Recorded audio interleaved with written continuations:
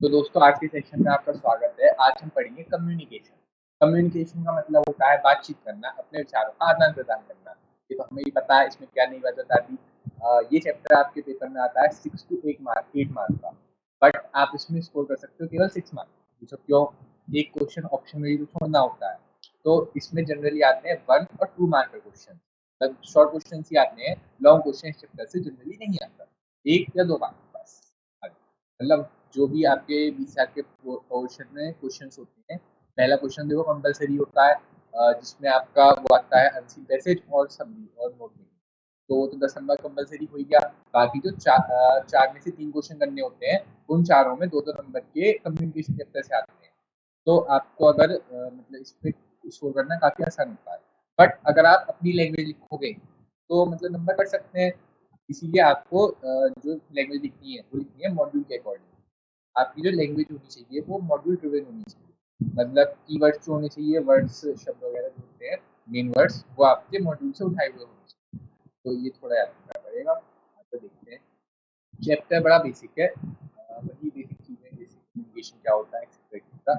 Communication का मतलब होता है आइडियाज को एक्सचेंज करना। आइडिया, थॉट, इन्फॉर्मेशन, फीलिंग, मैं जो सोचता हूँ वो आपका कम्युनिकेट करना। अभी भी मैं तो कम्युनिकेट कर रहा हूँ ना आपको। मैं अपने विचार ही तो आपको बता रहा हूँ। जब आप किसी बंदे से बात करते हैं या कुछ भी करते हैं तो आप कम्युनिकेट करते हैं। तो जो बंदा बात करता है, जो अपना मैसेज भेजता है, उसे मैं बोल देता हूँ सेंडर। और जो बंदा मैसेज रिसीव करता है उसे मैं बोलता है रिसीवर या डिकोडर। अच्छा सुनो, होता क्या है, यहाँ पर एक प्रोसेस होती थी जो इन्होंने मॉड्यूल से हटा दी। प्रोसेस सॉरी, कम्युनिकेशन प्रोसेस जो होती है, सबसे पहले उसमें आता है सेंडर। सेंडर का मतलब ऐसा बंदा जो मैसेज भेज रहा है, जैसे मैं। अब फिर दूसरी चीज आती है एनकोडिंग। मेरे मन में जो विचार है, मेरे मन में जो आइडिया है, उसे मैं एनकोड भी तो करूंगा शब्दों के तौर पर। मैं जो शब्द बोल रहा हूँ ये अपने आप में कोडिंग है। मैं अपने मैसेज को, अपने आइडिया को शब्दों में कोड कर रहा हूँ और शब्दों में कोड करके आप तक पहुंचा रहा हूँ। That is known as encoding. Encoding करने के बाद मैं उसे एक चैनल के थ्रू भेजता हूँ। चैनल जैसे कि चैनल क्या कर रहा था, वीडियो, मतलब मोबाइल टेक्नोलॉजी, या फिर फेस टू फेस बोलूंगा। तो एक चैनल होना चाहिए, एक ट्रांसमिशन चैनल होना चाहिए जिसके थ्रू मैं सामान को भेजूंगा, मतलब उन डिकोडेड शब्द को भेजूंगा। उसके बाद रिसीवर उसे रिसीव करेगा और डिकोड कर लेगा, खत्म काम। उसके बाद सामने वाला समझेगा और समझने के बाद अपना फीडबैक देगा। फीडबैक मतलब होता है सामने वाले जब मेरी बात को पूरी तरह से समझ जाए। बिना फीडबैक के कम्युनिकेशन अधूरी है। सुनना सुनना सुनना। जब तक कम्युनिकेशन, जब तक मेरी बात आपको समझ नहीं आएगी, जब तक आप मेरी बात का फीडबैक नहीं दोगे। फीडबैक देखो डायरेक्टली और इनडायरेक्टली दोनों तरह से दिया जा सकता है। डायरेक्टली ऐसे क्या कमेंट कर दोगे, या फिर फीडबैक इस तरह से भी दिया जा सकता है कि आप इस बात को, मतलब इस चैप्टर को मेरे थ्रू पढ़कर पेपर दे आओगे। और पेपर में जब आप आंसर लिखोगे तो मेरा काम, मेरी कम्युनिकेशन का पर्पस फुलफिल हो जाएगा। तो जो फीडबैक होता है वो फीडबैक ऐसे ही पूरा किया जा सकता है, डायरेक्टली भी और इनडायरेक्टली भी। अब जैसे देखो टीवी होता है, टीवी पे ऐड आते हैं, तो ऐड पर आप जब फीडबैक देते हो तो वो सामान खरीद कर देते हो। साफ सीधी बात है। जैसे कोई ऐड आ रहा है तो उसका फीडबैक आप डायरेक्टली थोड़ी दे सकते हो, उसका फीडबैक आपको सामान को खरीद कर देना पड़ेगा। तो फीडबैक कैन बी डायरेक्ट और इनडायरेक्ट। बट बट बट जो फीडबैक होता है वो बहुत बहुत जरूरी है। बिना फीडबैक के कम्युनिकेशन अधूरी है, बिना फीडबैक की कम्युनिकेशन नहीं चलेगी। आगे देखो। अब कम्युनिकेशन के टाइप। अगर मैं कम्युनिकेशन चैनल पर बात करूं तो होते हैं वर्बल, नॉन वर्बल और visual. Verbal, non verbal, visual. Verbal शब्दों के थ्रू, नॉन वर्ब शब्द शब्द शब्द जो होते हैं ओरल भी हो सकते हैं और रिटन भी हो सकते हैं। वर्बल का मतलब केवल शब्द। अब शब्द जो होते हैं वो ओरल भी हो सकते हैं या तो फिर रिटन भी हो सकते हैं। नॉन वर्बल का मतलब होता है शब्द ही नहीं हो। वर्बल मतलब शब्दों के थ्रू, नॉन वर्बल मतलब शब्द नहीं भी हो तो भी हो सकता है। अच्छा, शब्दों के बिना कैसे हो सकता है? जैसे बॉडी लैंग्वेज, साइन लैंग्वेज, और जैसे सिग्नल वगैरह होते हैं, घंटी बजती है तो आपको पता चल जाता है, ऐसी सब चीजें। विजुअल तो देखने में पता चल जाए, बात खत्म। ये तो याद करने वाली चीज। पर्पस स्टाइल के बेस पर फॉर्मल बात कम्युनिकेशन हो सकती है, इनफॉर्मल हो सकती है। फॉर्मल वो जो आप अपने फॉर्मल लोगों के साथ करते हो, जैसे बॉस वगैरह के साथ की बातचीत। और इनफॉर्मल मतलब जैसे आप अपने दोस्तों वगैरह से बात करते हो, वो भी इनफॉर्मल। तो पर्पस और स्टाइल के बेस पर फॉर्मल इनफॉर्मल बांटा गया है। और अगर मैं बात करूँ कम्युनिकेशन चैनल के बेस पर तो उसे मैं वर्बल, नॉन वर्बल और विजुअल के बेस पर बांटता हूँ। वर्बल का मतलब शब्दों के थ्रू, शब्द ओरल भी हो सकते हैं और रिटन भी हो सकते हैं। बहुत से लोगों को ऐसा मिसकंफ्यूजन होता है कि वर्बल मतलब ओरल होता है। वर्बल का मतलब शब्दों के थ्रू, शब्द ओरल भी हो सकते हैं और रिटन भी हो सकते हैं। लेकिन जो नॉन वर्बल होता है मेरा, नॉन वर्बल होता है साइन लैंग्वेज, बॉडी लैंग्वेज, इस तरह की चीजें। कभी पढ़ेंगे इसको डीपली आ गया। छोटी मोटी लैंग्वेज आप पढ़ सकते हो अपने आप, ये मैं पढ़ाऊंगा। आगे देखो, ये 2 मार्क का क्वेश्चन आया हुआ है, एक बार में लैंग्वेज ऐसी कैसी डाल देना। वही है यार, सिंपल सी चीज है। जनरल लैंग्वेज जनरल इंग्लिश मतलब जो हम नॉर्मल डे टू डे में यूज करते हैं, उसको जनरल बोलते हैं। और बिजनेस इंग्लिश थोड़ी सी कॉम्प्लेक्स और टेक्निकल होती है, जिसे मैं ऑफिस और बिजनेस प्लेस में यूज करता हूँ। इसमें कोई वो नहीं है, मतलब कुछ ऐसी टेक्निकलिटी है नहीं। जनरल इंग्लिश जो जनरली यूज करते हैं, बिजनेस इंग्लिश जो बिजनेस में यूज करते हैं, बात खत्म। बट आपको लैंग्वेज ऐसी डालनी पड़ेगी, मतलब कुछ कुछ लैंग्वेज इसी तरह से डालनी पड़ेगी आपको। अगर आप इस तरह से लैंग्वेज नहीं डालोगे तो मतलब नंबर नहीं मिलेंगे आपको। सिंपल है। मतलब जनरल लैंग्वेज लिखोगे तो आपको 2 में से 1 मिले, हो सकता है आधा मिले। बट अगर आप इसी तरह की लैंग्वेज डालोगे तो आपको 2 नंबर मिलेंगे। तो इस चैप्टर को थोड़ा कोशिश करना कि याद करो। जैसे आपके लॉ में होता है, लॉ में अगर आप अपनी लैंग्वेज लिख के आओगे तो नंबर नहीं मिलते, सेम यहाँ है। अपनी लैंग्वेज पर इंस्टीट्यूट नंबर नहीं देता, आपको ये बात समझनी पड़ेगी। अब क्या कर सकते हैं, तो छोड़ो, आ जाओ आ जाओ आ जाओ। पीसीआर क्यों डाला है इसमें? पीसीआर इसलिए डाला है ताकि आप लोग कम्युनिकेशन अच्छे से कर पाओ, इंग्लिश अच्छे से लिख पाओ। देखो आ जाओ, यहाँ से शुरू होता है हमारा मेन मुद्दा। अभी तक भी मेन मुद्दा ही चल रहा था, बट अब थोड़ा सा ज्यादा इंपॉर्टेंट मुद्दा। देखो, वर्बल कम्युनिकेशन। वर्बल का मतलब होता है वर्ड्स के थ्रू, स्पोकन मीडियम के थ्रू, या किसी भी तरह के वर्ड्स के थ्रू। अब वर्ड कैसे हो सकते हैं? या तो रिटन हो सकते हैं या ओरल हो सकते हैं। अब देखो क्वेश्चन आएगा, written communication oral communication define कर दो। अब देखो, आप डिफाइन तो कर सकते हो अपने शब्दों में, बट आपको जो लैंग्वेज रखनी है कुछ इस तरह की रखनी है। मतलब अपनी लैंग्वेज नहीं चली, कुल मिला के मैं एक बार में खत्म कर दूं। शब्दों को क्यों यूज करें? इजीएस्ट होता है, फास्टेस्ट होता है, और इसी तरह सब लोग यूज करते हैं। या शब्दों के बिना इमेजिन करके दो। चलो छोड़ो, आ जाओ आ जाओ। अब देखो, ओरल कम्युनिकेशन के एसेंशियल्स। क्वेश्चन आ सकता है, इंपॉर्टेंट पार्ट है वाला, देखना जरा। सबसे पहले आता है प्रोनाउंसिएशन। प्रोनाउंसिएशन मतलब मैं जो शब्द बोलता हूँ, देखो देखो देखो, ग्रामर प्रोनाउंसिएशन के बिना वैसी ही है जैसे टेस्ट, फूड विदाउट टेस्ट, खाना बिना नमक के जैसा होता है, उसी तरह से बिना ग्रामर के इंग्लिश होती है। तो प्रोनाउंसिएशन जो था, मतलब ये जो हाँ, तो मतलब ये तो अपनी चीज है, बोलना, शब्दों का उच्चारण, ये काफी मतलब जरूरी चीज है ओरल कम्युनिकेशन, ये आपको पता ही है। ये फिजिकल एक्टिविटी भी होती है थोड़ी सी छोटी, इसमें वगैरह टंग वगैरह ये सब आ जाता है, चेस्ट वेस्ट का भी थोड़ा वो लगता है। ऐसे करके लिखा कर लेना एक बार। आगे देखो, लिसनिंग एंड कन्वर्सेशन। तो ओरल के लिए सबसे ज्यादा जरूरी ये है, लिसनिंग की बात कर रहा हूँ, ओरल कम्युनिकेशन के लिए सबसे ज्यादा जरूरी है कि आप बात सुनो, कन्वर्सेशन करो। स्पोकन ग्रामर, थोड़ा सा ग्रामर का भी ध्यान रख लो भाई, पता चले आप आपको बोलना है प्रेजेंट में, आप बोल रहे हो कि पास्ट में।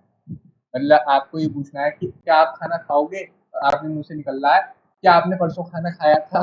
इस तरह का मत करना। स्पोकन ग्रामर रीजनेबली सही होनी चाहिए।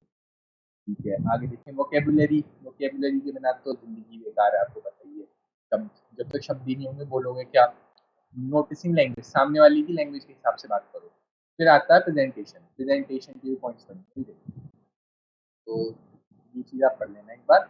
यहाँ देखो, listen intently to speak well. अगर आपको बोलना है तो बोलने से पहले सुनना सीखो। इसलिए भगवान ने 2 कान दिए हैं और 1 मुंह दिया है। पहले सुनना तो सीखो, सुन लोगे से बोल लोगे। सामने वाले की लैंग्वेज को थोड़ा बहुत मतलब एडजस्ट करने की कोशिश करो सामने वाले की लैंग्वेज के साथ। अगर आप सामने वाले के लेवल पर आकर बोल पा रहे हो तो सामने वाला आपको बहुत अच्छी तरह समझेगा। फिर आता है स्पोकन ग्रामर। स्पोकन ग्रामर यही आपको पता है, देख लो जरा, एग्जाम्पल वगैरह डाल रखे हैं। मतलब ऐसी कुछ वो नहीं है, सिंपल सिंपल।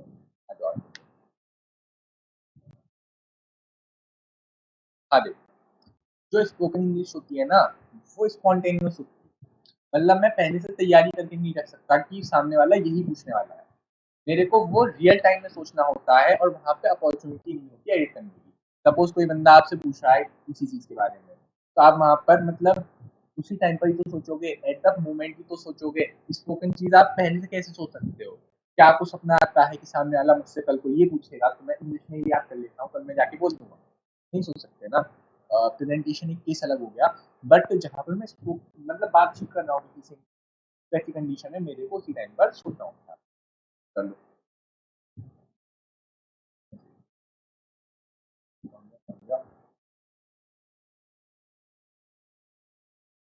आगे, नोटिसिंग लैंग्वेज, सामने वाले की लैंग्वेज को नोटिस करने की कोशिश करो। सामने वाले की लैंग्वेज को अगर आप नोटिस करोगे, उसकी ग्रामर वगैरह को एनालाइज करोगे, तो आपको पता चलेगा कि वो बंदा, उसका मतलब थिंकिंग प्रोसेस क्या है।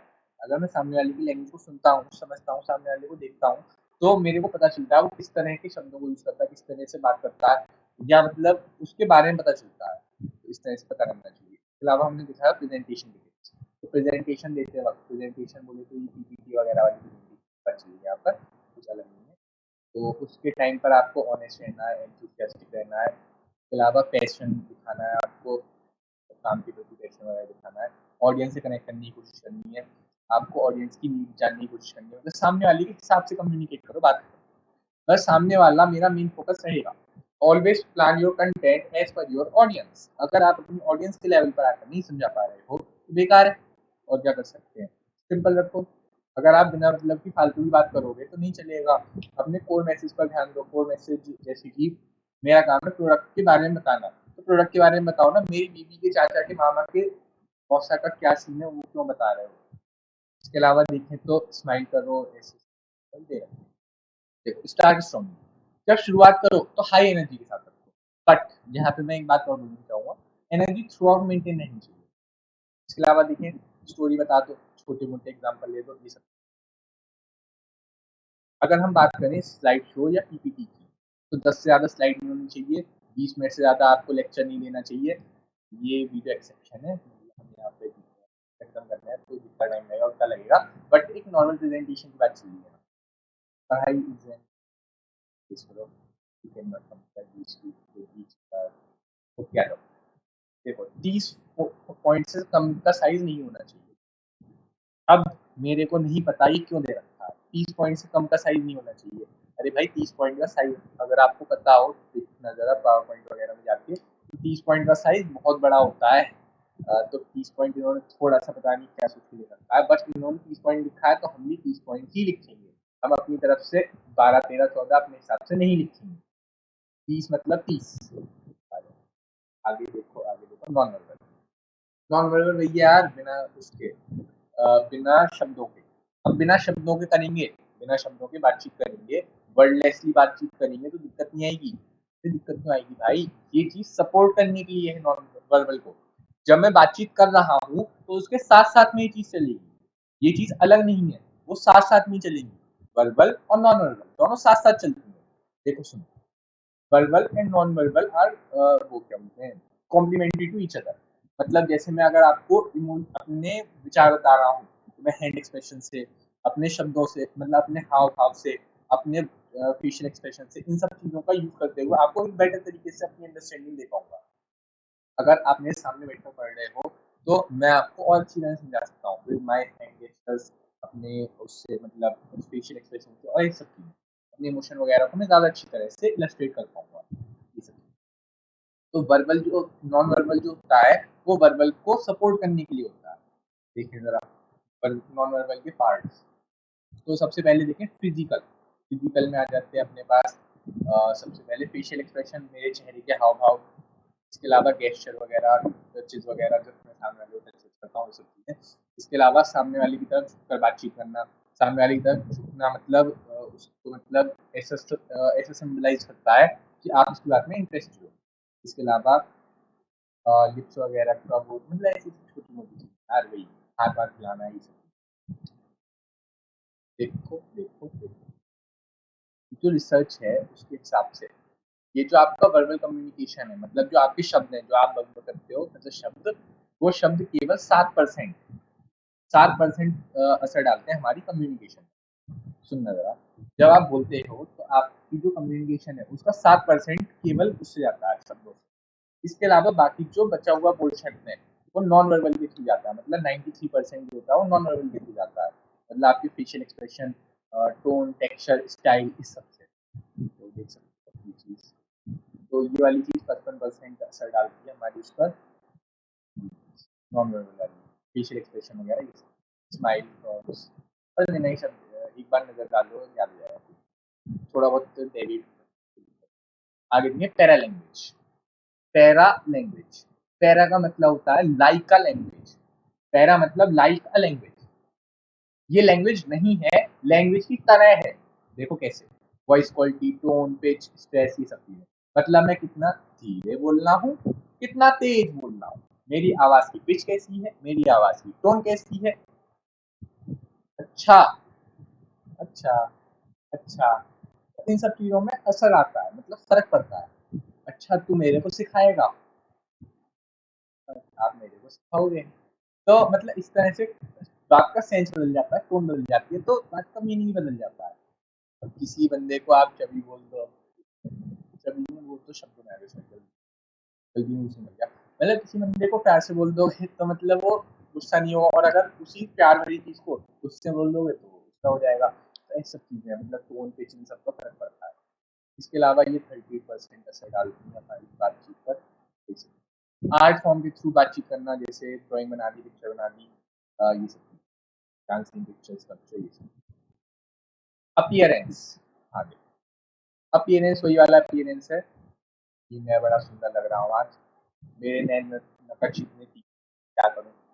तो देखो, अगर कोई बंदा बहुत ही ज्यादा गंदा है, मतलब गंदा इन द सेंस कि वो ढंग से मतलब कपड़े नहीं पहन रखे, ढंग से बाल बाल नहीं बना रखे, तो ऐसी कंडीशन में आप उसके प्रति थोड़ा सा कम इम्प्रेशन डालोगे। देखो, एक जो होता है, मतलब ये बात मैं मान रहा हूँ कि बंदा दिल से अच्छा होना चाहिए, लेकिन शक्ल सूरत और कपड़ों से भी तो अच्छा होना चाहिए। अगर सपोज कोई आपसे एक बार ही मिल रहा है, देखो फर्स्ट टाइम नहीं, मतलब फर्स्ट टाइम अलग बात रही, और एक बार अलग बात रही। अगर वो बंदा आपसे लगातार बार बार मिलता रहेगा तो उसके सामने ऐसा कुछ फैशन वैशन ऐसी कोई जरूरत नहीं है। बट अगर कोई बंदा आपसे पहली बार ही मिल रहा है या एक बार ही मिल रहा है, या उससे आपके बहुत ही फॉर्मल रिलेशन है, तो ऐसी कंडीशन में आपको थोड़ा बहुत कपड़ों पर ध्यान रखना पड़ेगा ना। तो ड्रेस को थोड़ा बहुत फॉर्मल आपको रखना पड़ेगा। देखो, अगर आप ये बोलो कोई नहीं देखता, देखते हैं लोग यार, थोड़ा बहुत तो देखते हैं, मानो ना मानो। तो bright colours, jeans, T shirt, ये सब थोड़ा बहुत मतलब नहीं पहनना चाहिए। फॉर्मल बात चल रही है, इनफॉर्मल बात नहीं चल रही है। आप घर पर फटी हुई जीन्स पहनो, आप सीधी तरह कपड़े पहनो, बट यहाँ पर हम जब फॉर्मल की बात करते हैं तो आपको फॉर्मल चीज़ नहीं पहननी चाहिए। इस तरह की चीज़ें जिन पर स्लोगन वगैरह लिखे हों, लेजेंड, चीज़ें नहीं चाहिए। वुमेन के लिए जो होता है वो टू पीस ट्राउजर, ऐसी सब चीज़ें पहननी। सिंबल, सिंबल से तो सारा काम चलता है यार, सिंबल ना हो तो जिंदगी बेकार है। मतलब क्या ही करें। हाँ, तो सिंबल भी एक तरह का वो है जहाँ पे शब्द नहीं होते, बट वो मतलब कम्युनिकेशन हो जाती है। तो कम्युनिकेशन करने के दो तरीके अभी तक हमने देखे, वर्बल और नॉन वर्बल। वर्बल में शब्दों का यूज करते थे। शब्द कैसे हो सकते हैं, या तो ओरल हो सकते हैं या रिटन हो सकते हैं। और शब्द जब ओरल होते हैं तो इन सारी चीजों का थोड़ा ध्यान रखना होता है, जैसे प्रोनाउंसिएशन। इसके अलावा लिसनिंग एंड कन्वर्सेशन, सामने वाले की बात सुनो, स्पोकन ग्रामर, ये सब चीजें, प्रेजेंटेशन वगैरह हमने देखे थे। ये तीन ये तीन चीजें हमने देखी प्रेजेंटेशन। आगे देखें तो सॉरी सॉरी प्रेजेंटेशन के लिए सारी चीजें देखी। आगे देखो नॉन वर्बल। तो नॉन वर्बल में हमने ये 5 चीज़ें देखी कि पहले तो आपका जो टेक्सचर वगैरह, टेक्सचर बोल रहा हूँ, हैंड मूवमेंट, मूवमेंट, ये सब। पैरा लैंग्वेज देखी, फिर हमने लाइक अ लैंग्वेज, यहाँ पे आपकी टोन वगैरह की बात करी गई। फिर हमने देखा आर्ट फॉर्म के थ्रू भी कम्युनिकेशन करी जा सकती है। इसके अलावा अपीयरेंस, मतलब उस बंदे की ड्रेसिंग सेंस, फिर ड्रेस वाली चीज़ें जो होती हैं, वो सब चीज़ें यहाँ पे असर डालती हैं। इसके अलावा हमने देखा सिंबल। सिंबल जैसे कि आप देख सकते हो ऊँ होता है। इसके अलावा और भी कई तरह के सिंबल्स होते हैं, आप डेली लाइफ में बहुत सारे सिंबल। तो चलो आ जाओ आ जाओ। जैसे हम मतलब किसी भी गाड़ी का सिंबल दिखाऊंगा आपको, देख के पता चल जाएगा ये वाली गाड़ी है। तो सिंबल अपने आप में बहुत कुछ कन्वे कर देता है। अगर मैं आपको ग्रीन टिक दिखाऊं इस तरह का, तो आपके मन में अपने आप सी की इमेज आ जाएगी। तो ऐसी सब चीजें अपने आप सिंबल के थ्रू हमारे दिमाग में आ जाती हैं। आ जाओ, विजुअल कम्युनिकेशन। जितना आपको देखने में पता चल जाता है, उतना तो कोई दिखाई नहीं सकता। देखो, यहाँ पर क्लियर कट दिख रहा है, 98% का इस पे आता है, मतलब ऐसे सब दिख रहा है, क्लियर कट। बोलो बोलो, हमें दिख नहीं रहा। मैं तो छोड़ दिया यार, चलो। पर देखने से पता चल जाता है, बात खत्म। आगे देखो, फॉर्मल एंड इनफॉर्मल। देखो फॉर्मल कम्युनिकेशन जो होती है वो 3 तरह की हो सकती है बेसिकली। पहले हम देखते हैं वर्टिकल, हॉरिजॉन्टल और डायगोनल। वर्टिकल का मतलब होता है ए यहाँ पर है, बी यहाँ पर है, बी ने ए को कुछ बताया और ए ने बी को कुछ बताया। ए जो है वो मतलब एक तरह से मानो ऊपर वाले लेवल का बंदा है और ये वाला जो बंदा है वो नीचे वाले लेवल का। आपको पता है ना 3 तरह के लेवल होते हैं हमारी ऑर्गेनाइजेशन में, टॉप, मिडिल और लोअर। 3 तरह की मैनेजरियल हायरार्की होती है, टॉप, मिडिल और लोअर। तो अगर टॉप वाला बंदा लोअर वाले से या टॉप वाला बंदा मिडिल वाले से बात कर रहा है, या मिडिल वाला बंदा टॉप वाले से, या मिडिल वाला बंदा किसी टॉप वाले से, या लोअर वाला बंदा किसी मिडिल वाले से, या मतलब ये तीनों आपस में एक दूसरे से बातचीत कर रहे हैं, अपवर्ड या डाउनवर्ड बातचीत हो रही है, उसको मैं बोलूंगा वर्टिकल कम्युनिकेशन। हॉरिजॉन्टल में क्या होता है, ये लोग होते हैं सेम लेवल पर, हॉरिजॉन्टल में होते हैं सेम लेवल पर। जब ये हॉरिजॉन्टल पे सेम लेवल पे होते हैं तो मतलब ये आपस में बातचीत कर सकते हैं, मतलब बी अपने साथ वाले से ही, अपने सेम डिपार्टमेंट लेवल वाले से ही बातचीत कर रहा है, तो ये होगी हॉरिजॉन्टल कम्युनिकेशन। अगर मैं बात करूं डायगोनल कम्युनिकेशन की, तो डायगोनल कम्युनिकेशन को हम क्रॉस फंक्शनल कम्युनिकेशन भी बोलते हैं। तो ऐसा होता है यहाँ पर कि मेरा जो परचेज डिपार्टमेंट वाला बंदा है वो किसी सेल डिपार्टमेंट वाले बंदे से बात कर रहा है एक लेवल ऊपर।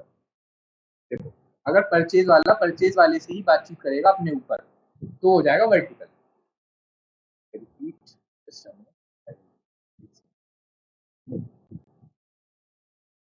लुक, अगर एक बंदा है, वो बंदा अपने ही ऊपर किसी परचेज वाले से बात कर रहा है, परचेज डिपार्टमेंट का बंदा है, परचेज वाले से ही बातचीत कर रहा है, तो ये हो गई वर्टिकल कम्युनिकेशन। बट एक परचेज वाला बंदा अगर यहाँ पर सेल वाले बंदे से बात कर रहा है, अगर एक परचेज वाला बंदा यहाँ पर सेल वाले बंदे से बातचीत कर रहा है, तो ये हो जाएगी मेरी डायगोनल या क्रॉस फंक्शनल कम्युनिकेशन।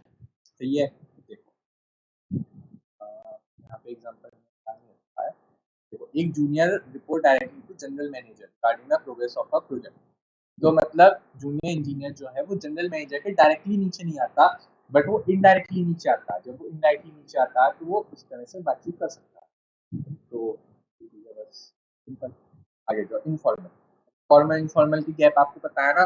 फॉर्मल का मतलब फॉर्मल कम्युनिकेशन जो आप अपने बॉस वगैरह के साथ करते हो, यहाँ पर फॉर्मल लैंग्वेज वगैरह यूज कर जाती है, फॉर्मल फॉर्मेट, फॉर्मल स्टाइल, ये सब चीजें यूज करनी होती है। इसके अलावा मैं देखूँ तो फॉर्मल के रूल वगैरह काफी रिटेन होते हैं, मतलब रूल वगैरह काफी डिफाइन होते हैं। बट जो इनफॉर्मल होती है वो काफी कैजुअल और फ्रेंडली होती है, जैसे चाहो वैसे करो। अपने दोस्तों से आप ऐसे थोड़ी बात करते हो कि सर बताइए आपने क्या करा, ऐसे थोड़ी करते हो यार। मतलब एक जो होता है, मतलब इनफॉर्मल मतलब जैसे चाहो वैसे बात करो, फॉर्मल मतलब एक तमीज तहजीब उन सबसे बात करनी पड़ेगी।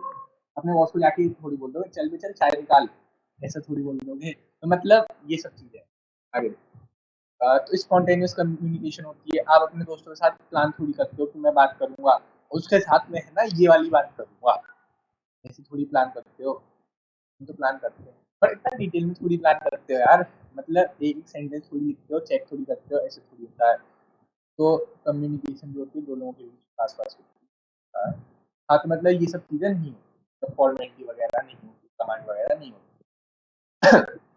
चलो आ जाओ आ जाओ। इनफॉर्मल कम्युनिकेशन जो होता है जनरली फैमिली, फ्रेंड, नेबर्स, इन सब के बीच होता है। अब सुनो, मैं एक फर्म में एम्प्लॉय था और मेरे बॉस के बीच में एक फॉर्मल रिश्ता था। मैं और मेरे बॉस के बीच में फॉर्मल रिश्ता था।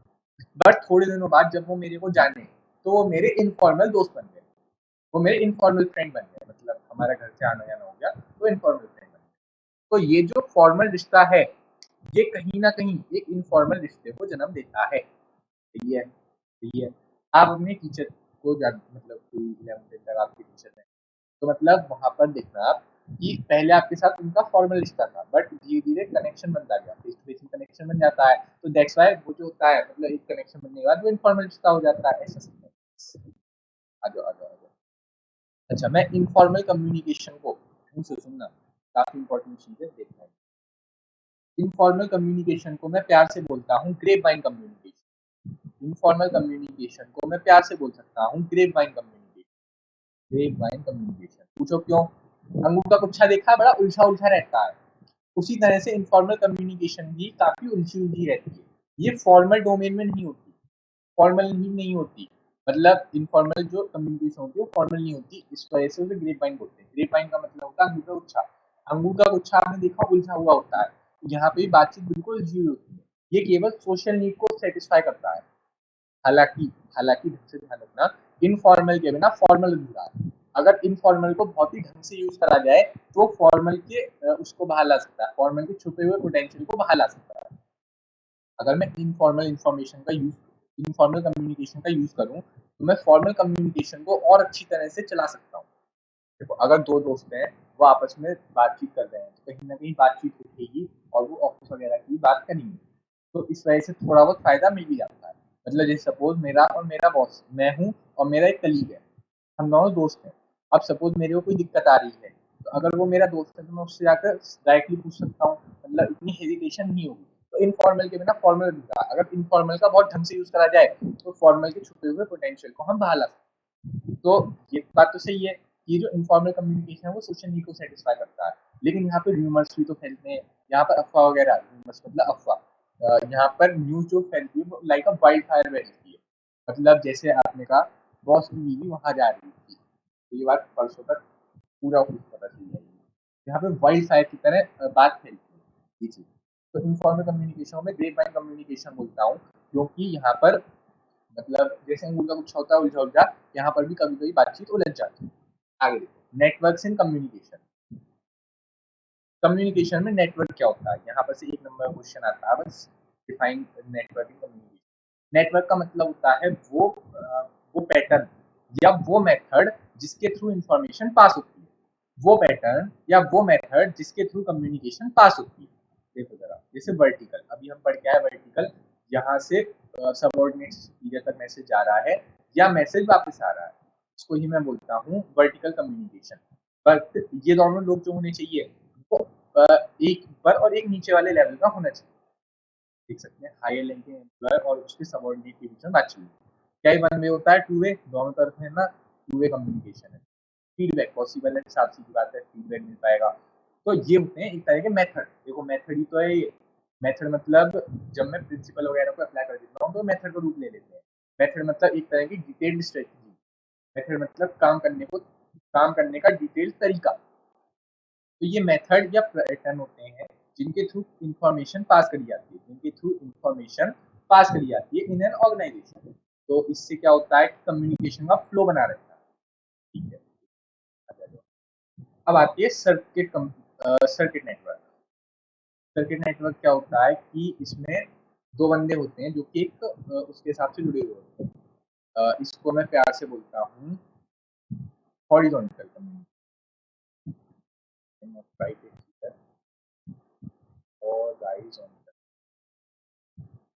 I will try. अरे नहीं लिखा जा रहा, मेरे से लिख लेना। इसको मैं प्यार से बोलता हूँ सर्किट नेटवर्क को हॉरिजॉन्टल कम्युनिकेशन। हॉरिजॉन्टल कम्युनिकेशन का इन्होंने एक तो ग्राफ उल्टा बना रखा है। तो भाई हॉरिजॉन्टल कम्युनिकेशन है तो ए और बी को ऐसे बैठाओ, ए और बी को ऐसे ही तो बैठाओगे। इनके बीच में जो कम्युनिकेशन पास होगी वो इस तरह से होगी। ये डायग्राम गलत है, इस तरह का डायग्राम पेपर में मत बनाना। चलो आगे, इसको ही मैं बोलता हूँ सर्किट नेटवर्क। यहाँ पे क्या होता है, दो लोग आपस में बातचीत करते हैं जो कि होते हैं सेम हायरार्की लेवल के, सेम लेवल पर होने चाहिए। यहाँ देखो ये डिफरेंट लेवल है, एक ऊपर वाले लेवल का था और एक नीचे वाले लेवल पर था, मतलब ये दोनों डिफरेंट लेवल्स पर होते हैं, तो इस तरह कम्युनिकेशन करते हैं। सर्किट नेटवर्क का मतलब हुआ जब वो सेम लेवल पर हो तो इस तरह से बातचीत कर लेंगे, खत्म। आगे देखो चेन नेटवर्क। आपने एक कॉन्सेप्ट पढ़ा हो शायद 11th में, 12th में। हाँ, आ गया। इसको बोलते हैं स्केलर चेन, शायद आपको याद हो। स्केलर चेन का मतलब होता है जो इंफॉर्मेशन जाएगी वो जाएगी इन अ रो। मतलब अगर एफ को जी सी कुछ बताना है तो एफ पहले ई को बताएगा, ई बताएगा ए को, ए बताएगा बी को और ये बताएगा फिर सी को। हालांकि इमरजेंसी के केस में डायरेक्ट बता पाना पॉसिबल है टू द सेम लेवल। इसको बोलते हैं गैंग प्लैंक। शायद आपने सुना हो। नहीं सुना तो कोई नहीं, तो ये चीज पेपर में लिख के आना। चलो आगे ये, चलो अगर जी को कुछ बताना है बी को तो जी क्या करेगा, इसे बताएगा, इसे बताएगा, इसे बताएगा, इसे बताएगा। इससे क्या होगा, एक चेन फॉलो होगी और चेन फॉलो होते होते काम हो जाएगा। इसमें क्या होता है, चेन ऑफ कमांड फॉलो करते हैं हम फ्रॉम सीनियर टू जूनियर, इससे बोलते हैं स्केलर चेन नेटवर्क।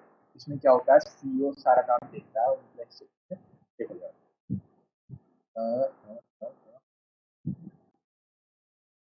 हाँ देखो, सपोज जी बता रहा है कोई काम डी को, तो वो इतना लंबा चौड़ा घूम घूम के यहाँ से यहाँ तक यहाँ तक जाएगा।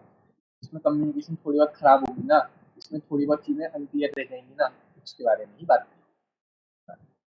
आगे देखो, ये सब कर जाना, दो दो नंबर के क्वेश्चन है, सीधा क्वेश्चन आता है बिल्कुल डायरेक्ट, इस पर तो घूमे हुए क्वेश्चन नहीं आता। आगे देखो, wheel and spoke network, wheel and spoke network. तो यहाँ पे क्या होता है, एक बंदा बीचों बीच रहता है, जिस किसी को बातचीत करनी है वो पहले इसे बताएगा और ये बंदा फिर उसे सब जगह भेज देगा। मतलब जो भी करेगा वो यही बंदा करेगा और इसके अलावा कोई और कुछ नहीं करेगा। मतलब इस बंदे ने अपने हाथ में पूरी पावर ले ली है, कुल मिला के बात ये।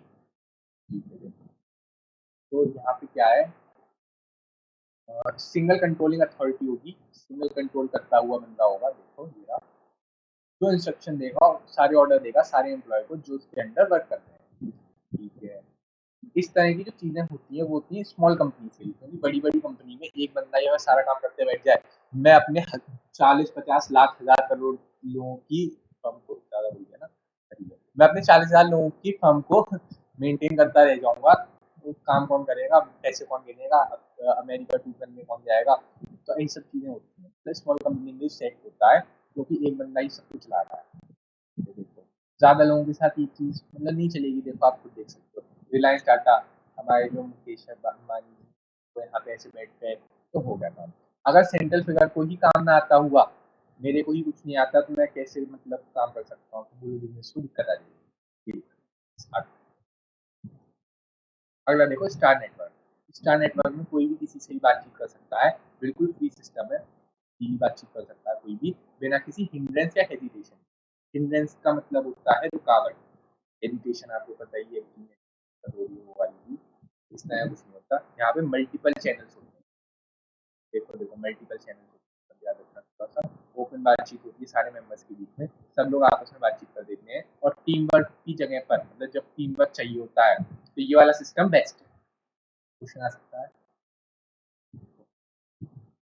The usefulness of all network depends on structure and size of the company.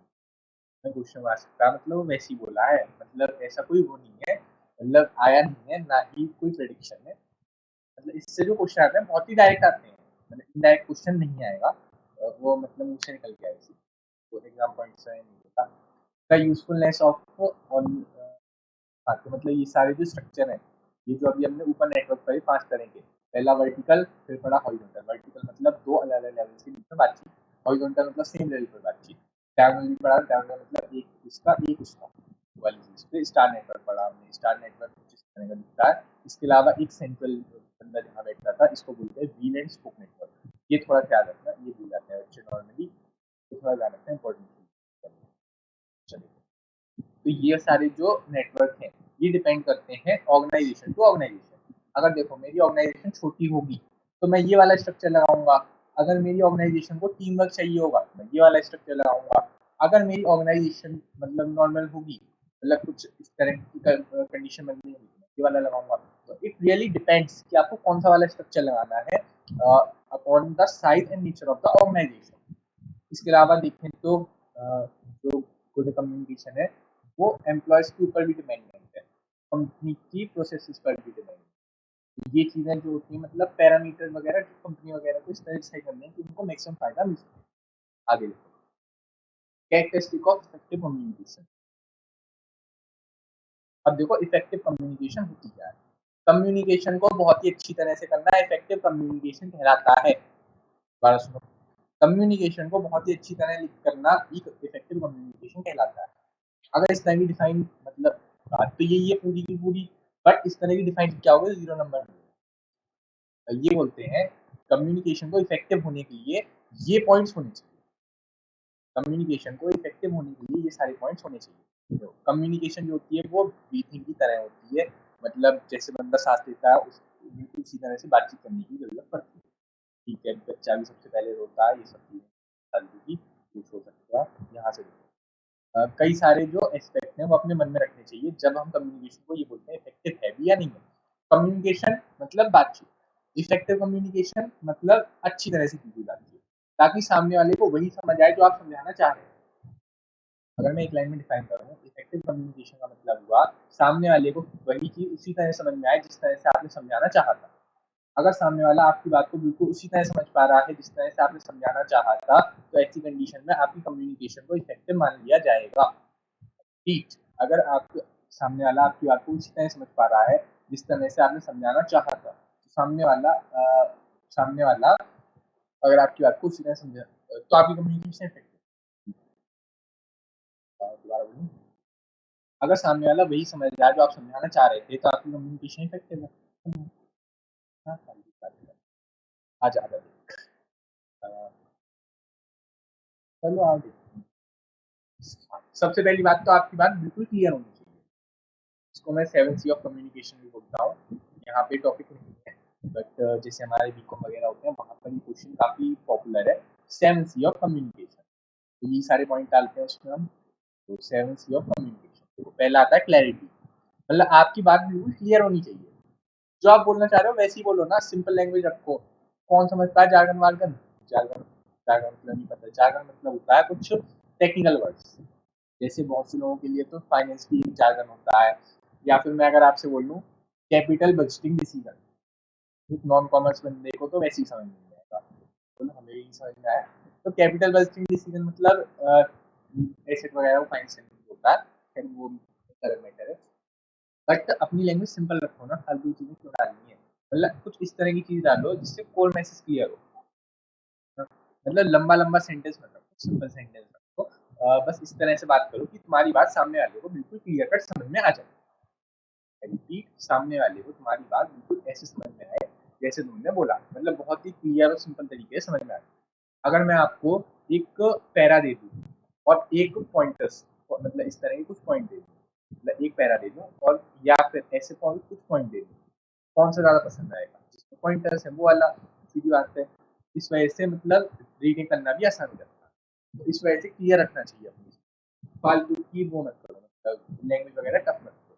जैसे देखो लॉ की लैंग्वेज काफ़ी टफ कर देते हैं लोग, इस तरह की चीज़ मत करो, सामने वाले को पढ़ने में बड़ी दिक्कत होती है। तो कंसाइज, कंसाइज का मतलब होता है ब्रेविटी। ब्रेविटी मतलब भी नहीं पता हमें तो। ब्रेविटी मतलब होता है छोटा, मतलब टू द पॉइंट बात करो, फालतू की चीज मत करो। डिटेल मत दो, मतलब ज्यादा कुछ ऐसी डिटेल मत दो। डिटेल दो, काम की डिटेल दो, फालतू की डिटेल मत दो। साफ बात ये, रिपीटेशन वगैरह मत करो और फालतू की डिटेल मत दो। छोटी छोटी बात को बात करो, जैसे नो छोटा छोटा लिखा था, इस तरह से बस छोटी छोटी को खत्म। Concentrate, concreteness, sorry concrete. Concrete मतलब होता है आपकी बात पर भरोसा किया जा सकता हो। आपने कोई ऐसी बात रखी हो जिसके सपोर्ट में आपके पास कुछ ना कुछ वो हो, डिटेल वगैरह हो। आपकी बात मनगढ़ंत नहीं होनी चाहिए, मेरे पास 2500 किले हैं, ऐसी कोई बात नहीं चाहिए। कोहेरेंस, कोहेरेंस का मतलब होता है आपकी जो चीज है, मतलब आपकी जो आइडियाज है उनके बीच में लॉजिकल ब्रिज होना चाहिए। मतलब आपकी बातों को जोड़ना वो होना चाहिए, जोड़ना पॉसिबल होना चाहिए। ऐसा ना हो कि आप मतलब एक बात कुछ बोल रहे हो, एक बात कुछ बोल रहे हो, एक बात कहीं और, एक बात कहीं और, तो सामने वाले को समझने में बड़ी दिक्कत होती है। आगे कहना क्या चाह रहे हो भाई, एक लाइन से बोलो, मतलब एक सीक्वेंस फॉलो करते रहो। अगर मैं आपसे कहूँ बिजनेस पर वो मतलब मैं अगर आपको एक पॉइंट पहले यहाँ से पढ़ा दूँ, एक पॉइंट यहाँ से पढ़ा दूँ, फिर एक पॉइंट मैं आपको यहाँ से पढ़ा दूँ, फिर एक पॉइंट कहीं और से पढ़ा दूँ, फिर उसके बाद दोबारा तीसरा पॉइंट यहाँ से पढ़ा दूँ, तो आपको दिक्कत होगी ना बहुत ज़्यादा समझने में। तो जो लॉजिकल ब्रिज होना चाहिए का मतलब, कोहेरेंस का लिटरल मीनिंग है लॉजिकल ब्रिज होना चाहिए दो बातों, दो सेंटेंस, दो चीज़ों के। इसका मतलब अगर आपने कोई दो बातें बोली हैं तो आपस में एक दूसरे को नहीं काटनी चाहिए। अगर आपने कोई दो बातें बोली हैं तो वो बातें एक दूसरे को नहीं काटनी चाहिए। कॉन्ट्राडिक्टरी वर्ड्स वगैरह का यूज मत करो कि मैंने तो एक खट्टी चीज खाई जो कि बहुत मीठी थी, कैसे हो सकता है, मीठा खा लिया।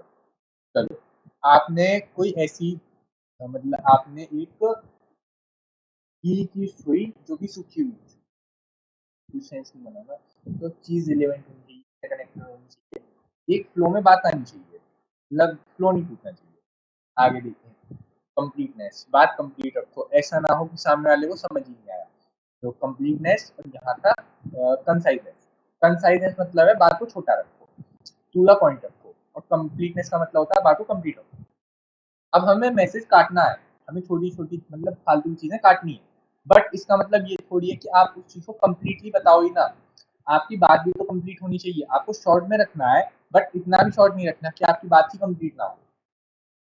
अलावा देखें कॉर्टियसनेस, कॉर्टियसी या कॉर्टियसनेस का मतलब होता है पोलाइटनेस, सामने वाले बंदे को समझना, सामने वाले के मैसेज को लेना। ओपन माइंडेडनेस, ओपन माइंडेडनेस का मतलब होता है, कोर्टियसनेस में आ रहा हूँ मैं, सुनो, सामने वाले के विचार को रिस्पेक्ट करना, सामने वाले को सुनना।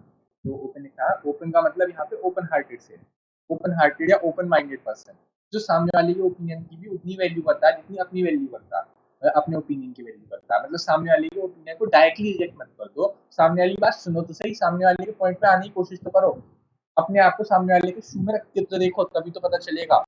अच्छा, इसके अलावा आपकी आवाज, आपकी टोन में कुछ ऐसा नहीं होना चाहिए जिसमें हिडन नेगेटिव टोन हो, या ऐसी कोई फालतू ऑफेंसिव चीज नहीं होनी चाहिए। बाकी आपको पोलाइटली बात करनी है, आपको अच्छी तरह बात करनी है, फॉर्मल की बात चलिए, इनफॉर्मल की बात नहीं चलिए। अभी हम जितना ही पढ़ रहे हैं वो सब बिजनेस पॉइंट ऑफ व्यू से पढ़ रहे हैं। आप सीए में जितना भी जो कुछ भी पढ़ते हो सब बिजनेस पॉइंट ऑफ व्यू से, ये साफ सीधी बात है। तो यहाँ पे हम अपने दोस्त रिश्तेदार इनकी बात नहीं करेंगे, आपको पता ही है, नॉर्मल सी बात है। आगे देखते हैं, लिसनिंग फॉर अंडरस्टैंडिंग, सामने वाले की बात सुनो, सामने वाले के हिसाब से सुनो, तो सामने वाले के हिसाब से समझो। आसपास जो शोर वोर हो रहा है उसकी वजह से कभी कभी हमारी उसकी कम्युनिकेशन की वो डिक्लाइन हो जाती है, मतलब क्वालिटी डिक्लाइन हो जाती है।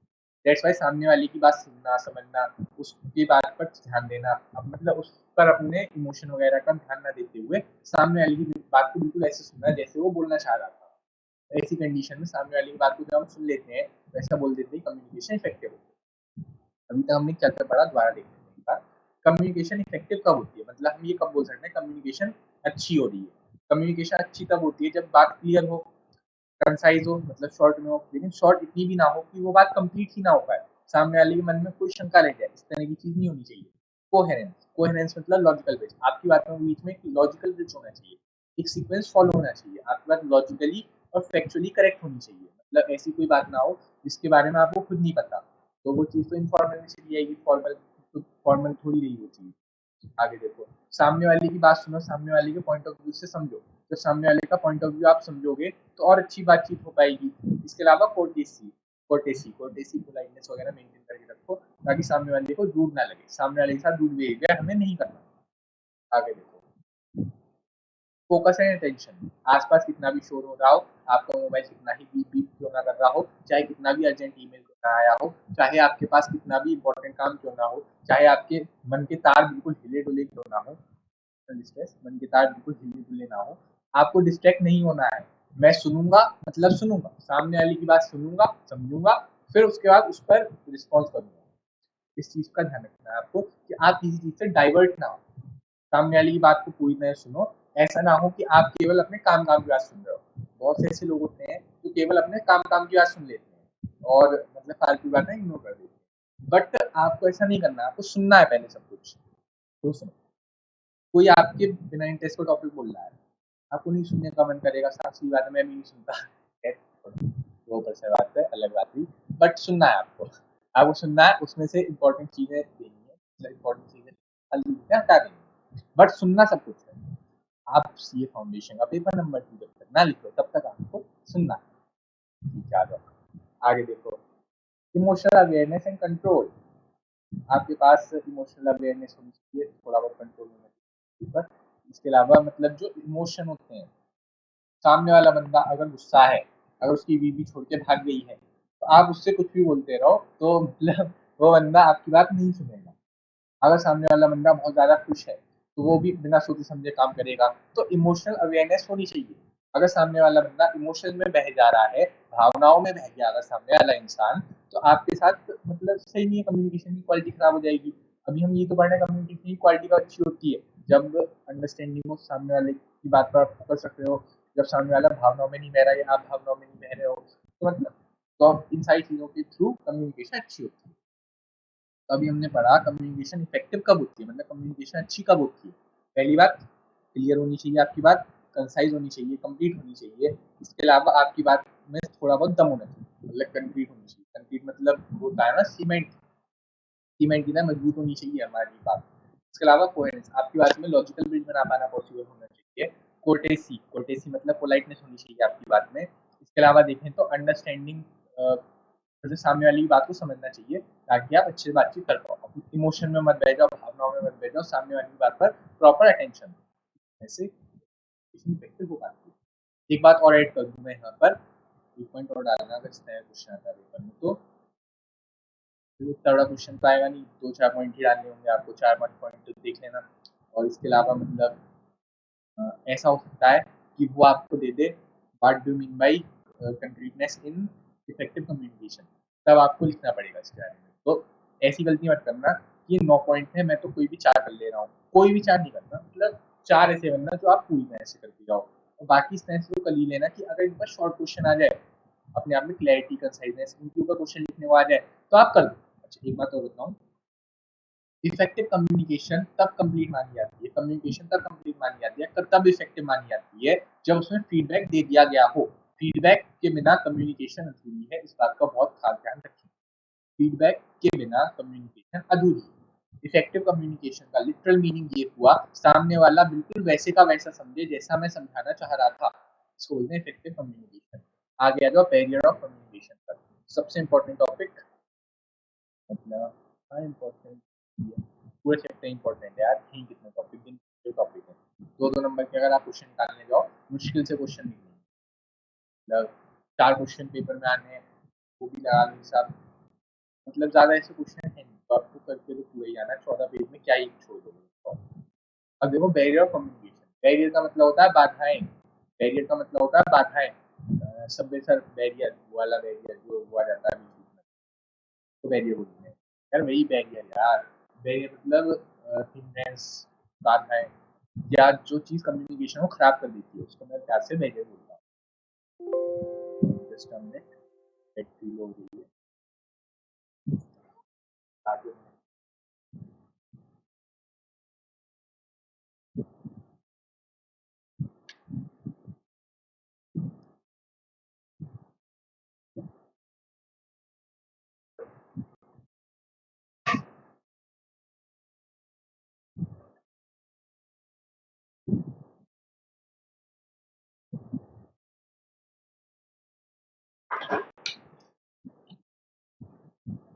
Okay we shall continue now. तो हम बात करते हैं बैरियर ऑफ कम्युनिकेशन। बैरियर का मतलब होता है रुकावटें, मतलब दिक्कतें। कम्युनिकेशन के रास्ते में क्या क्या अड़चने आती हैं, कम्युनिकेशन के रास्ते में क्या क्या दिक्कत आती है। सबसे पहली दिक्कत आती है फिजिकल बैरियर। फिजिकल बैरियर का मतलब होता है हमारी आसपास की चीजें, जो हमारे आसपास से सराउंडिंग से।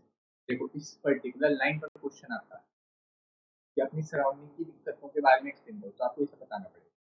तो हाँ, एक्चुअली कि हाँ, noise, technical disturbance, outdated machine वगैरह, मतलब जो इस तरह की मशीन वगैरह होती है इन सब में जो दिक्कतें आ जाती हैं। सपोज मैं लैपटॉप ही खराब हो जाए, मैं नहीं बनाऊंगा, या मतलब इस तरह की जो दिक्कतें होती हैं, मेरे पास वो ना हो इंटेम जो मेरे को पढ़ाने में बड़ी दिक्कत आती है, तो इस तरीके की जो होता है फिजिकल में। आगे मैं बात करूँ ऑर्गेनाइजेशन में, मेरी ऑर्गेनाइजेशन का सिस्टम ही इतना खराब है कि बंदा अपनी आवाज पहुंचा ही नहीं पाता है टॉप मैनेजमेंट पर। अगर बंदा अपनी आवाज उठाने की कोशिश करता है तो उसकी आवाज को दबा दिया जाता है, सुपरविजन नहीं होता, सामने वाले को अपना रोल नहीं पता, अपनी रिस्पॉन्सिबिलिटी अथॉरिटी नहीं पता, सब कुछ कंफ्यूजन में चल रहा है, सब कुछ इनएफिशिएंट चल रहा है, तो सामने वाला बंदा ऑर्गेनाइजेशन में क्या करेगा, मतलब बताएगी ना। मेरी ऑर्गेनाइजेशन में किसी तरह का कोई लेटर बॉक्स नहीं है, कंप्लेंट बॉक्स नहीं है। अगर कोई बंदा कंप्लेंट करता है मैं उसको डिमोट कर देता हूँ या उसकी नौकरी से निकाल देता हूँ। लोग डरेंगे, कम्युनिकेशन में कहीं ना कहीं गैप आएगा, कम्युनिकेशन में कहीं ना कहीं गैप आएगा, उसी गैप को मैं बोल रहा हूँ बैरियर। बैरियर किस वजह से हो सकता है, लोकेशन, मतलब ये जो अपनी सराउंडिंग की वजह से, मतलब नॉइस, नॉइस का मतलब होता है unwanted disturbance in the process of communication. इसके अलावा टेक्निकल डिस्टर्बेंस वगैरह हो सकती है, आउटडेटेड वगैरह हो सकती है। इसके अलावा ऑर्गेनाइजेशन के स्ट्रक्चर में भी तो गैप हो सकता है किसी को पता ही ना हो मेरा ये काम है। इसके अलावा मैं देखूँ तो लैंग्वेज की वजह से भी गैप आ जाता है। अब देखो मेरे अली का कुत्ता है मस्त आते भाई, नहीं आएगा समझ, नहीं आएगा लैंग्वेज बैरियर है, मेरे को भी नहीं आएगा। लैंग्वेज जो होती है वो काफ़ी ज़रूरी चीज़ है। अब सपोज़ किसी को इंग्लिश नहीं आती, आप उसके सामने चाइनीज़ नहीं आती मेरे को, तो आप मेरे सामने चाइनीज़ में काफ़ी चले जाओ, मेरे को क्या पता, तो लैंग्वेज बैरियर भी काफ़ी गैप डाल देता है। मेरा कल्चर अलग है, आपका कल्चर अलग है, इन दोनों के बीच की बातचीत में गैप आएगा। हमारे यहाँ किसी चीज़ को क्या बोला जाता है, हमारे यहाँ जो बोलते हैं ना, बोलते हैं बताशे बोलते हैं, तो उसकी वजह से गैप आता है हमारी कम्युनिकेशन में। जैसे एग्जाम्पल ये छोटा चीज़ों का, इसके अलावा और भी बहुत चीज़ें हमारे यहाँ कल्चर में गैप है, तो मतलब इस वजह से दिक्कत आती है। इसकी वजह से ग्लोबलाइजेशन के टाइम पर ये काफ़ी ज़रूरी हो गया कि हम सारे कल्चर्स को समझें। आपने बिजनेस एनवायरनमेंट में शायद कभी देखा हो, शायद ऐसा बनाओ, बिजनेस एनवायरनमेंट आपका एक चैप्टर है, उसमें एक तो पॉइंट होता है जहाँ पर लिखा होता है कि बिजनेस को अपनी पॉलिसी अपने लोकल एरिया के अकॉर्डिंग ढालनी, तो इस वजह से ढालनी चाहिए क्योंकि कल्चर, लोग अपने कल्चर पर ज़्यादा ध्यान देते हैं। तो जो कंपनीज होती हैं आजकल, एमएनसी जो होती हैं, वो स्पेशल कोर्सेज देती हैं अपने स्टाफ को ताकि वो कंट्री के कल्चर के साथ फेमिलियर हो। इसके अलावा देखें तो इमोशनल बैरियर, सामने वाला बंदा अपने बीवी के छोड़ के आने के दुख हुआ हुआ है और आप उससे काम करने की बोल रहे हो, नहीं करेगा, बातचीत नहीं हो पाएगी बहुत ढंग से। कोई बंदा बहुत ज़्यादा गुस्से में है, आप उससे कुछ बोल रहे हो, सुन कुछ और रहा है, आपने कहा बढ़िया है, उसने सुना घटिया है, तो ऐसी सब चीज़ें हो जाती हैं। किसी से मतलब आपकी आवाज़ को दबा दिया जाए किसी ने, अगर आपको कोई जलील लगता है, ये सब चीज़ें इमोशनल पार्ट में आ जाती है। आगे देखो, हाँ, तो जैसे मेरे इमोशन होंगे मैं उसी तरह से चीज़ों को देखूंगा, जिस तरह से मेरे इमोशन होंगे उसी तरह से मैं चीज़ों को देखूंगा। इससे कम्युनिकेशन कहीं ना कहीं गैप आ जाता है। जो कम्युनिकेशन गैप इस वजह से आ रहा है, फिजिकल वैल्यू की वजह से, मतलब आसपास की चीज़ों की वजह से, जैसे इसमें मेनली आती हैं जो वैसी चीज़ होती है टेक्निकल डिफेक्ट्स, ये सब चीज़ें क्या करना है, पॉइंटर्स क्या करना है बहुत सारे। इसके अलावा मैं देखूँ ऑर्गेनाइजेशन, इस ऑर्गेनाइजेशन में गैप हो सकता है, इस वजह से गैप आ रहा है। लैंग्वेज में गैप हो सकता है, इस वजह से गैप आ रहा है। कल्चर में गैप हो सकता है, इस वजह से गैप आ रहा है। या फिर इमोशन में गैप हो सकता है, इस वजह मतलब इमोशन हो सकता है, इस वजह से गैप आ रहा है। या एटीट्यूड, इमोशन और एटीट्यूड में हल्का सा अंतर होता है। इमोशन जो होते हैं वो टेम्परेरी होते हैं और एटीट्यूड जो होता है वो परमानेंट होता है। तो एटीट्यूड का भी असर पड़ता है। जैसे अगर मैं शाय हूँ, इंट्रोवर्ट हूँ, मैं बातचीत नहीं कर पाऊंगा, इस वजह से दिक्कत आएगी थोड़ी बहुत। इसके अलावा मैं देखूँ तो अ, ये बस, हाँ, शाय इंट्रोवर्ट जैसी चीज़ें हैं, तो मैं इतनी ज़्यादा किसी की बात नहीं कर पाता। परसेप्शन, परसेप्शन मतलब मेरा पॉइंट ऑफ व्यू कुछ है, ये यहाँ से मैं खड़े होकर देखूँ अच्छा दिखेगा, यहाँ से खड़े होकर देखूँ और दिखेगा। अब दोनों आपस में बहस कर रहे हैं, दोनों गैप आ गया। फिजियोलॉजिकल, साइकोलॉजिकल नहीं है ये, फिजियोलॉजिकल लिखा है। फिजियोलॉजिकल का मतलब होता है बेसिक नीड्स। अब देखो मेरी बेसिक हेल्थ ही खराब है, इसके अलावा मैं अगर बात करूँ मेरी आई साइड भी खराब है, पढ़ ही नहीं पा रहा हूँ, मेरे को सुनना ही नहीं देता, तो मेरे सामने बढ़िया सा बढ़िया गाना लगा के चल जाओ, मेरे को सुना ही नहीं देता, कर लो क्या कर लोगे।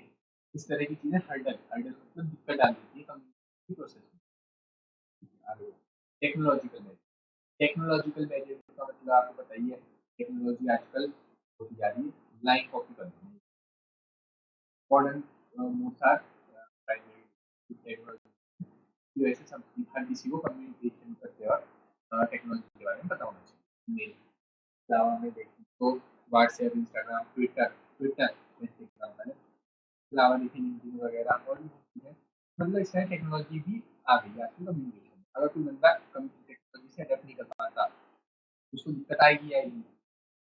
हाँ, ये मेन क्वेश्चन ये है हमारा, कम्युनिकेशन चैनल कौन कौन से यूज होते हैं, एक्सप्लेन ईच। तो कम्युनिकेशन चैनल जो इसके बेस पर और इसके बेस पर इन कर देना, हमने पूरा चैप्टर पढ़ लिया यार, तो कर लीजिए। तो पहले इन तीनों को एक्सप्लेन कर देना, फिर इन दोनों को explain कर देना। आगे लिखें main step in the process of communication. तो ये वाला क्वेश्चन वैसे इन्होंने 4 मॉड्यूल से हटा दिया, लेकिन ये क्वेश्चन अब भी रखा है।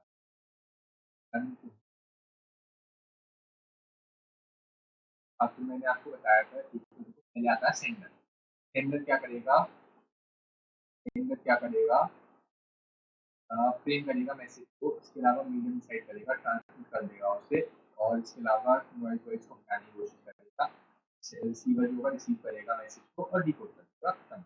फिर वो अंडरस्टैंड करके फीडबैक दे देगा। अंडरस्टैंडिंग और फीडबैक और डाल सकते हो आप यहाँ पे, अंडरस्टैंडिंग एंड फीडबैक चलेगा। क्लाउड कम्युनिकेशन में बहुत सारे मॉडल्स होते हैं। अगर आप कंपेयर यहाँ पे हमारे जो mention the network using communication, वो नेटवर्क्स बताओ जो कि कम्युनिकेशन में यूज होते हैं, और most effective for teamwork and why बात कर रहा था। तो आपको पता है कम्युनिकेशन के जो नेटवर्क होते हैं कौन से, और टीम वर्क जो होता है वो ये वाला टीम वर्क तो वाला वो है स्टार नेटवर्क। मैंने आपको पढ़ाते पढ़ाते ये बताया था शायद। स्टार नेटवर्क था उसका टीम वर्क के लिए फ्री होता है, बिल्कुल सब लोग आपस में एक दूसरे से बातचीत कर सकते हैं। आगे देखते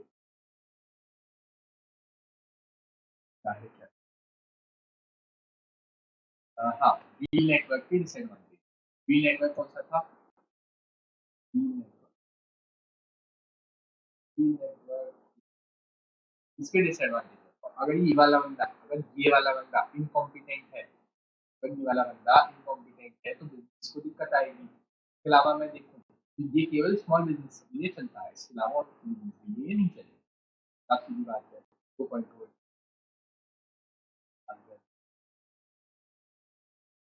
हाँ, इफेक्टिव कम्युनिकेशन के इंपॉर्टेंट कैरेक्टरिस्टिक बताने हैं। कोई सी बात चल रहा है, बहुत सारी पढ़ते हैं, क्लैरिटी, कंसाइजनेस, कोई भी पार्ट बता देगा। बैरियर ऑफ कम्युनिकेशन बताना है, तो इसलिए कुछ बैरियर कम्युनिकेशन का मोशन, ये बोल रहा है क्वेश्चन। कौन सा कम्युनिकेशन का चैनल मतलब बढ़िया होता है, आंसर जैसे यहाँ पे सब्जेक्ट है अपने हिसाब से चला जाएगा, कोई सा भी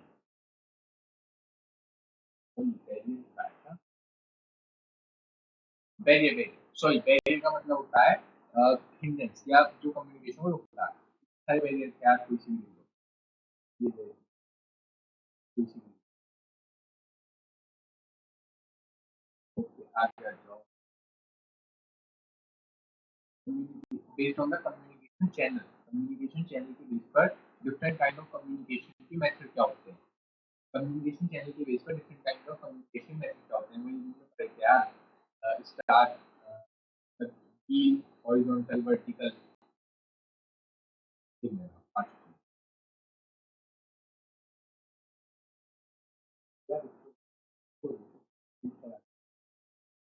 based on communication channel, what are the different kind of communication channels?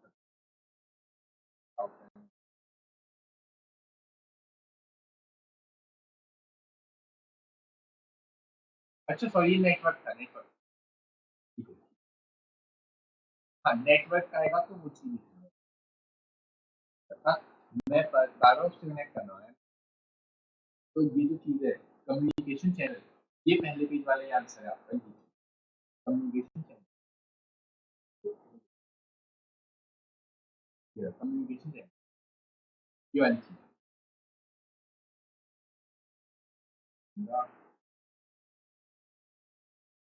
Okay, ये चीज है।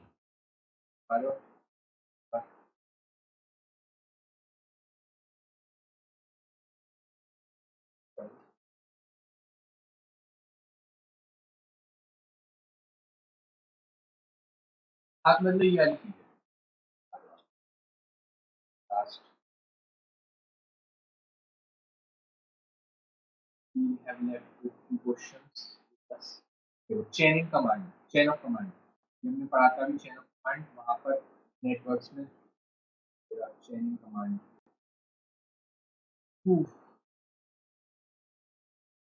ये चेन ऑफ कमांड, ये रहा। अब देखो इसका डिसएडवांटेज और पूछा है, डिसएडवांटेज पूछा है तो आप लिख दोगे साफ साफ कि मतलब ये वाली जो चीज है, यहाँ से यहाँ तक मैसेज जाएगा तो मैसेज खराब नहीं हो जाएगा, मैसेज जो होता है क्लियरली ट्रांसफर नहीं होता। पहले ये से बताएगा, फिर ये बताएगा, ये बताएगा, बड़ी दिक्कत सी आ जाएगी। जैसे मैसेज कम्युनिकेट ट्रांसफर मतलब ट्रांसफर होता है मैसेज वो बहुत ढंग से नहीं था। आगे देखें तो ऑडियो कम्युनिकेशन के बारे में पूछा, उसके एसेंशियल एलिमेंट्स के बारे में पूछा, पूरा पूरा ये वाला पॉइंट शामिल है।